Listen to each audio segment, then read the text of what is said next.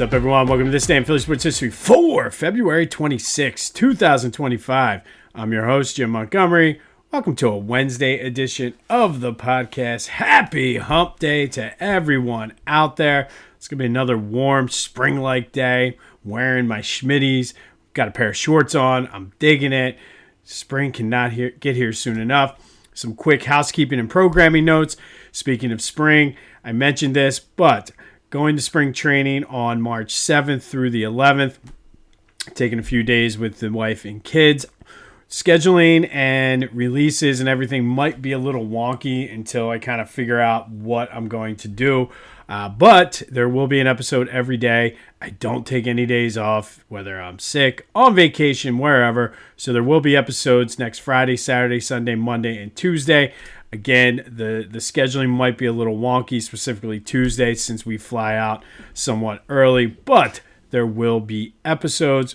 Be sure to follow me on social media at Jimbo_Mont on Twitter and TikTok. On Instagram at PhillyJimbo. Subscribe to the YouTube channel. Continue to spread the word as we grow this thing. Big things on the horizon. Be sure to check out my friends at onpattison.com. Lots of great Philly sports coverage, specifically with the Phillies in spring training. They do a phenomenal job with their Phillies coverage. You can get the newsletter delivered daily right to your inbox.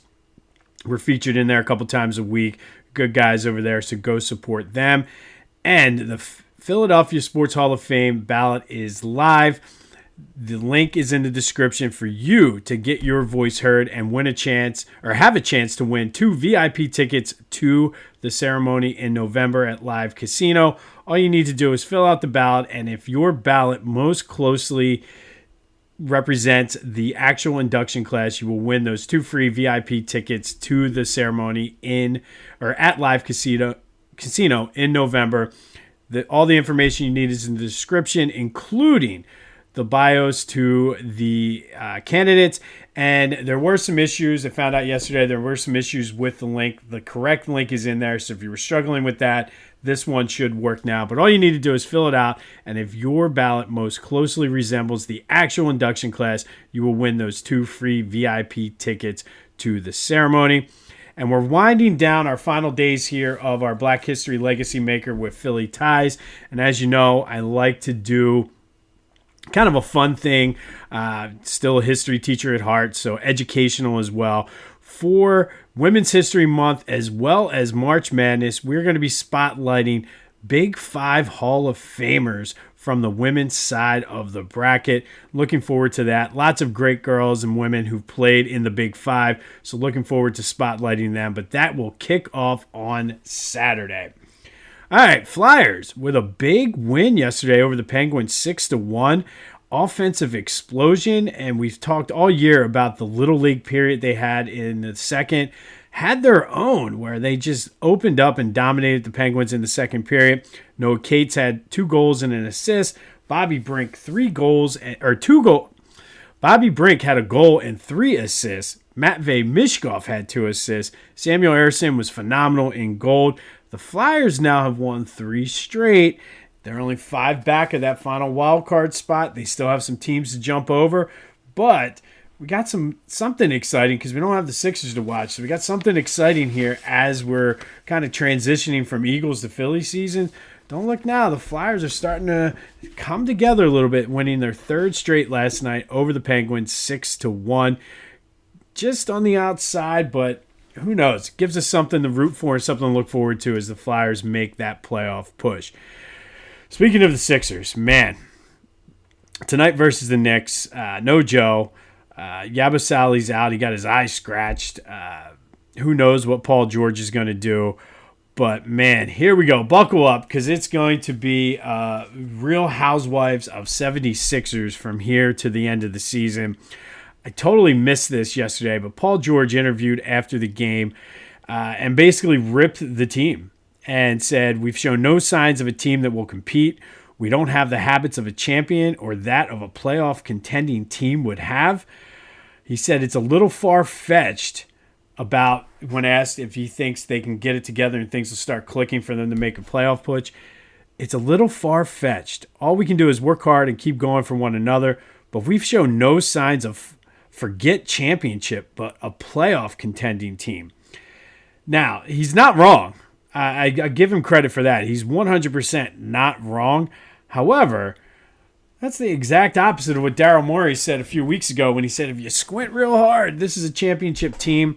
I don't see it. They got blown out with two of their big three against a team that was fighting for that final playoff spot in the Bulls and was also depleted themselves.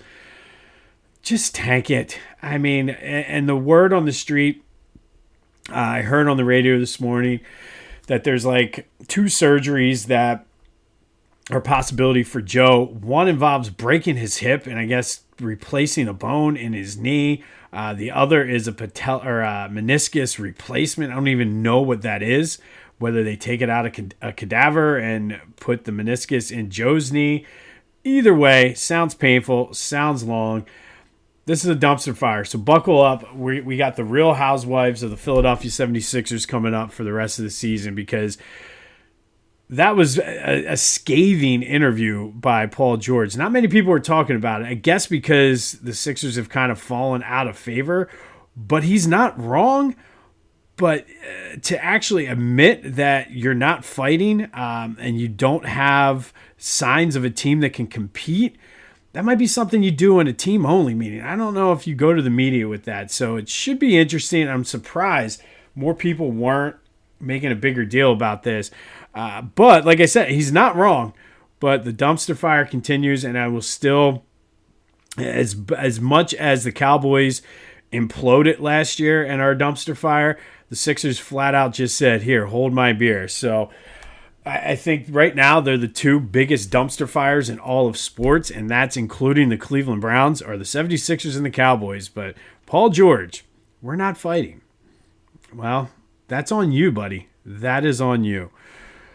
Anyway, some Phillies news. Christopher Sanchez looked good in a couple innings of pitching yesterday. Back at it today against the Blue Jays. They're on the road, so I doubt we're going to see the lineup we would have saw the other day that got rained out, but still kind of trying to figure out where Topper is going to put those pieces. But we'll have a Philly spring training update for you tomorrow. Not a whole lot going on. Everybody just kind of getting into the flow. It's still early in spring training, but we shall see. But let's recap yesterday's question of the day. I asked you, which trade was better in Philly sports history? Steve Carlton to the Phillies from the Cardinals or Moses Malone to the Sixers from the Rockets? Both ended up leading the championships. 83% of you said it was Lefty to the Phillies. Hard to disagree with that. I think take the whole body of work. He won the 4 Cy Youngs, best pitcher in team history, over 3,000 strikeouts with the Phillies. So hard to argue that, but you certainly could make a case for Moses. But I think longevity is the key here, as Lefty played majority of his career with the Phillies. Thank you, as always, for participating in the question of the day. We'll have another one coming up here in a minute. It was media day at the Combine. All the coaches and general managers spoke. Really, the topic of conversation was the Tush Push. And I got to be honest, all the people whining and crying about it, it's kind of one of those things like, man, you sound idiotic. Oh, it's not a football play. Oh, it's not this. Oh, this. And Nick Sirianni, to his credit, when he was asked about it, said flat out it's insulting. It's not automatic, which it's not. They don't make it every time. And it kind of discredits all the hard work and coaching that they put into it. The fact of the matter is, the Eagles do it. Other teams attempt to do it. The Eagles just do it better. And I think instead of focusing on, well, we should ban this because we can't figure it out, why don't you work hard on the defensive side and try to figure out a way to stop it? It's not automatic, so there are times when it does get stopped, but I'm kind of sick about it. Like I'm sick of hearing it. Like it's just one of those things that nobody said anything about it during the 2023 season when the Eagles were imploding, but it was a big deal after 2022 when they went to the Super Bowl, and now it's a big deal because they won the Super Bowl. And the Tush Push was just such a minor part of the Super Bowl win. But to see everybody crying and whining about it, it's absolutely ridiculous. But I guess this is how the Patriots felt when everybody was accusing them of bending the rules and things like that. But it's just a joke. You saw, if you haven't seen it yet, two of the big people speaking out are the Falcons and the Packers. Just Google search their attempts at the Tush Push, and it's laughable.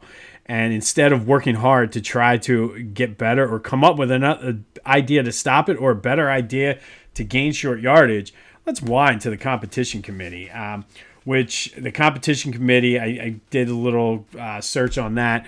Lots of teams that have been victims of the Tush Push, including the Packers, the Giants. So we'll see what happens if it goes to a vote. It's just one of those things. We'll just evolve and do something different, because it's not as though we don't have the strongest quarterback in the league, that Jalen Hurts is not going to be able to get quarterback sneaks or the biggest offensive line. Everybody seems to forget about that part.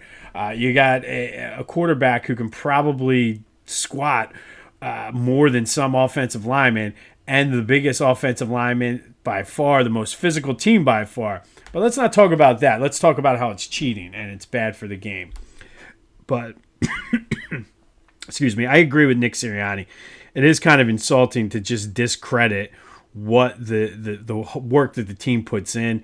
But he did also speak about Kevin Patullo and kind of echoed what I was saying about the continuity, and talked about all of the experience and what Kevin Patullo has meant to the offense over the past couple of years anyway.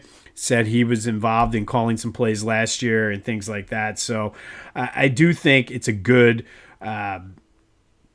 move from a continuity standpoint. So we'll see if that translates on the field. But good to hear the coach kind of say this is why. And listen, he won the Super Bowl, so I think you have to. He's putting himself out there. It's his guy. I think you have to go with it and give him the chance to. I mean, he's going to get ripped if it doesn't work out, but I think he's at least earned that. Howie spoke as well, and did say we've evolved when asked about whether or not the team would attempt to re-sign Zack Baun. He dismissed the idea that just because we've done something historically doesn't mean that's what we have. We're constantly evolving. And if you think about it, the acquisition of Saquon Barkley really is a testament to that. So I don't think Zack Baun is off the table, even if it's going to cost more than what they've historically paid for linebackers, which is good to hear.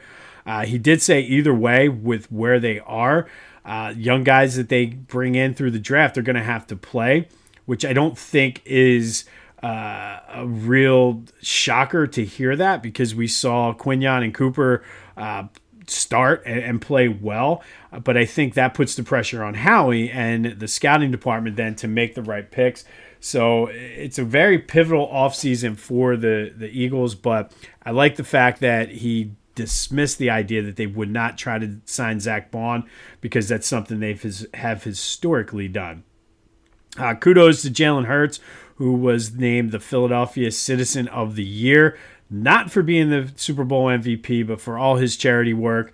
I've talked about it on this podcast before.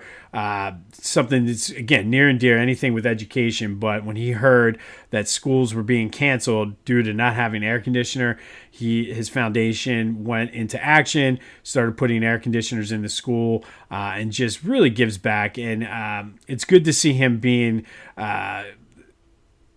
celebrated for his charity work as well as what he does on the field. He seemed very happy. Philadelphia's been good to me. So congratulations to Jalen Hurts for being Philadelphia Citizens of the Year. And finally, long time coming. Didn't realize, I guess I did, but kind of out of sight, out of mind. Jason Peters has finally decided to hang it up. Yes, the bodyguard, after 19 years in the NFL, is finally retiring. Great Eagle, future Hall of Famer, just one of the best. And I'll be the first to admit, when they signed him so many years ago, it seems like it was like 25 years ago when they signed Jason Peters. Hard to believe it hasn't been that long, but I was not a fan of it. I am glad I was proven wrong. Unlike a lot of people in the Philadelphia sports content space here, including some of the bigger radio stations, I am not afraid to admit that I was wrong. And so many years ago, I was not a fan of this move whatsoever when Joe Banner and Andy Reid brought him in. But I'm glad to admit that I was wrong. So congratulations on a great career, Jason. Future Hall of Famer, one of the best Eagles ever. Finally hanging it up after 19 years. I'm sure there'll be a ceremony at some point next year during one of the games. But that does lead to today's question of the day. Where does Jason Peters rank as an all-time Eagle? I don't know if he cracks the top 5. That's hard to get into. Is he top 10? I think you can make a strong case that he is. I think you could also make a strong case, and I know this might upset a lot of people. I think you could make an argument that he's the best offensive lineman in the team's history, and that's including Jason Kelce and some of the older guys that have made the Hall of Fame. Certainly top 15, though. So where do you rank Jason Peters as an all-time Eagle? Top 10, top 15? Do you put him in the top 5? Let me know your thoughts on Jason Peters, 267-495-8531. That'll get you into the Back to the Future voice and text line. Get that. Anything else Philly sports related off of your chest. But where do you rank Jason Peters among the all-time Eagles greats? I certainly think he's top 10. But let me know your thoughts on that. Agree, disagree. Hit me up on the Back to the Future voice and text line or any of my social media. And then go check out my friends over the Clashing Conferences podcast. Just had their 100th episode last night. Due to my daughter's basketball game, I was not able to participate in the audience with them. Would have liked to, but kids first, CYO basketball. But go check them out and be sure to go to clashingconferences.com for more information about their fan network. Great things happening over there. I work very closely with them. Good guys, good things happening. And go to Philly Goat. I mentioned I'm wearing the Schmitties today. The springtime is coming. They got you covered with the canvas loafers. You can get I'm still trying to figure out a way to wear the bird wings with shorts. I think I can figure out a way to pull it off, but go check out the shoes they have. I'm getting ready this week to order my slides for the pool, the championship slides. You can get some championship t-shirts, but go check out these shoes. Like I said, they're so comfortable. I work from home, so I'm sitting at my desk all day. I love putting these on. It's almost like a pair of slippers. So go check out the canvas loafers, check out the slides, get the bird wings. It is the shoes, and be sure to use that promo code Jim Montgomery to take 10% off your order. That's all one word, Jim Montgomery at Philly Goat, to take 10% off of your order and get the shoes. All right, today we're going to go back to 1997. And on this day in 1997, the Flyers and Senators put on an offensive explosion at the Corel Center up in Ottawa. The two teams combined for 8 goals in the first period. En route, the Flyers ended up winning this game 8-5, so 13 goals scored in this game. The Legion of Doom line, Lindros, LeClair, and Mikael Renberg just dominated. They had 16 total points in this game. Renberg, 2 goals, 3 assists. LeClair had his 6th career hat trick and added an assist as well. But Eric Lindros had a goal and 6 assists, which set a Flyers record. The 7 points he scored also was his career high. Flyers led 4-2, but then trailed at 5-4 before scoring 4 straight to close out the game. Remember, this was the Stanley Cup team that was just bigger and faster and stronger than everybody else in the league until they got to that Stanley Cup final when Scotty Bowman figured out a way to slow them down, basically outskated them, tired them out, and did not let them get the big hits and things like that. But on this day back in 1997, Flyers beat the Ottawa Senators 8-5, scoring 8 first-period goals between the two teams. The Legion of Doom line just dominated with 16 points. Eric Lindros set a career high with 7, as well as a Flyers record with 6 assists in the game. Too bad it did not end with a cup for the Flyers. And then finally today, our Black History Legacy Makers with Philly ties. We're going to do a double shot today, and we're going to spotlight Ralph Goldston and Don Stevens. They were the first black players to play for the Eagles. Goldston was an 11th round pick, and Stevens was a 30th round pick in 1952.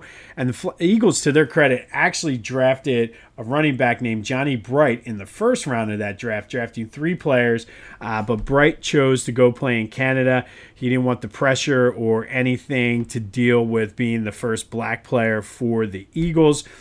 Goldstein and Stevens, to their credit, they weren't aware of the history. They didn't care. They were getting a shot to play in the NFL.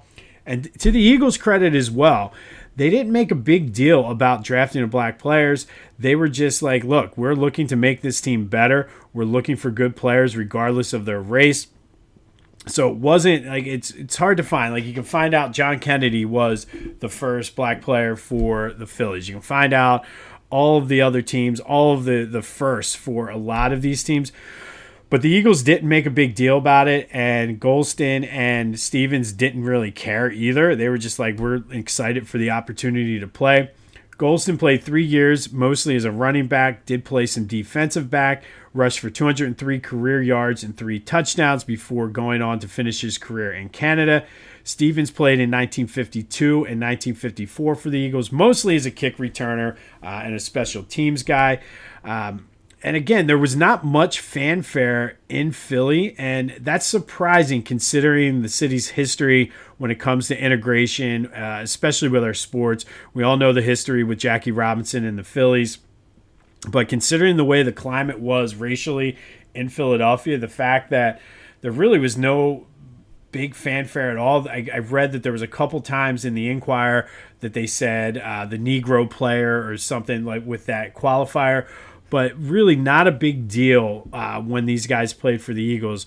But I feel they should be shouted out, and that's why we're spotlighting them today, because they paved the way for a lot of the black players in Philly, specifically for the Eagles. And we've talked a lot about the Eagles as an organization, have a rich history of black quarterbacks, especially at a time early on when the stereotype was black players could not play quarterback for whatever reason. They always wanted to switch them to running back or receiver or one of the skill positions. So shout out to the Eagles for really bucking that trend and having a long line of successful black quarterbacks. But it all started with Ralph Goldston and Don Stevens back in 1952 when they both became the first black players to play for the Eagles. Thank you, gentlemen, for paving the way for today's league and for being the trendsetters and barrier breakers for the Philadelphia Eagles. On this day in 1997, Flyers beat the Senators 8-5. Eric Lindros had himself a day, setting the team record with 6 assists, his career high with 7 points. John LeClair added a hat trick. It was just goal. Everybody scores. It was like Oprah with goals. Hey, you get a goal. You get a goal. But it was Lindros dishing out the assist. So Lindros, I guess, would be Oprah in that scenario. You get a goal. You get a goal. But it ultimately ended in disappointment as the Flyers lost in the Stanley Cup. Be sure to let me know where you rank Jason Peters. His career is finally over. He retired after 19 seasons, unless somebody all of a sudden calls him up in the offseason and he decides to come back for year 20. But great Eagle. But where does he rank? I think he's top 10. And that's just, I'm going off the top of my head, not really ranking him out. Guarantee he's top 15. But where do you put him? And more importantly, give me a little bonus here. Do you rank him as the best Eagles offensive lineman ever? I think you can make a strong case. It's one of those good barroom discussions. We'll have more on the Flyers and Sixers and Phillies tomorrow. No word. If we have any updates on the Tush Push, we'll keep you posted on that. But this has been This Day in Philly Sports History for February 26, 2025. My name is Jim Montgomery. Go have yourselves a hump day. And until next time, I'll see you when I see you.